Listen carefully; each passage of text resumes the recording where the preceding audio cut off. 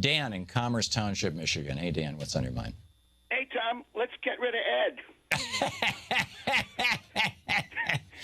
By the way, you know, on your status report, unfortunately, I think I fall in about 7 of those categories. But yeah.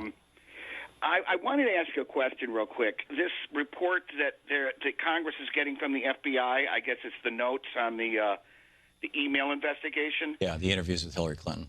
Yeah, no, this stuff is going to leak.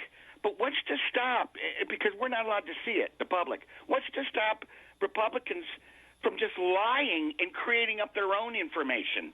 That's what I fully expect. That's what I fully expect to happen, Dan, is that people who are not the members of Congress but kind of can claim that they know or are close to the members of Congress are going to start saying, well, here's what it's...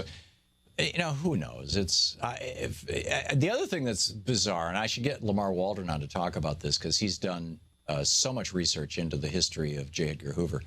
I'm wondering if the FBI doesn't record these conversations because Hoover forbade it for so long, because back when he was running the FBI, you know, it was part law investigation agency and part shakedown operation.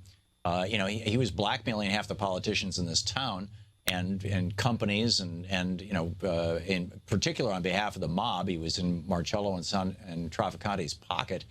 I mean, they had the goods on him about him and Clyde Tolson, you know, him being gay, and he was, and I'm guessing that the whole thing of not recording conversations started back then so that there wouldn't be a record, so the FBI could simply say whatever they wanted to say about what was said, and because it was, you know, a less than fully transparent and honest organization under J. Edgar Hoover. I think now it is far more transparent and straightforward and honest, and I'm surprised that they haven't, you know, gotten rid of all those old policies of Hoover's, and I might be wrong on this, but I believe that that's one of them, and that's the genesis of it. But you know, yeah, you know, there's going to be a continuous drip, because both the media and the Republicans have this narrative about Bill and Hillary Clinton that there's something wrong there. They're not quite trustworthy.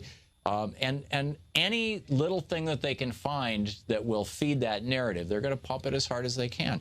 Nobody's talking about the 5 million emails that George Bush and Dick Cheney deleted, or the fact that they were on the GWB 34 or 43.com server that was operated out of, what, Tennessee or Kentucky, which is where Ken Blackwell, the same server, the same computing company, was chosen by Ken Blackwell, the Secretary of State in Ohio, to count the votes in the 2004 election from Ohio, which put George W. Bush over the top in the 2004 election. Nobody talks about any of that stuff. It's like, you know, Republicans, nobody talks about all the Benghazis, as it were, that happened, you know, on the watch of George W. Bush. There's just, you know, it just astonishes me that, you know, oh, you know, let's get all hysterical about Benghazi when, you know, and during George W. Bush's administration, you had attack after attack after attack. I mean, there were dozens of them where Americans, including foreign service workers, you know, people like our ambassador to Libya, were killed, were murdered. No discussion whatsoever. So this is mind-bogglingly disingenuous, unipolar attacks, and I just, you know, but yeah, you're right, Dan. It's gonna, the Republicans will figure out a way to try to wring one more news cycle out of this, and the news will gladly oblige them. Dan, thanks for the call.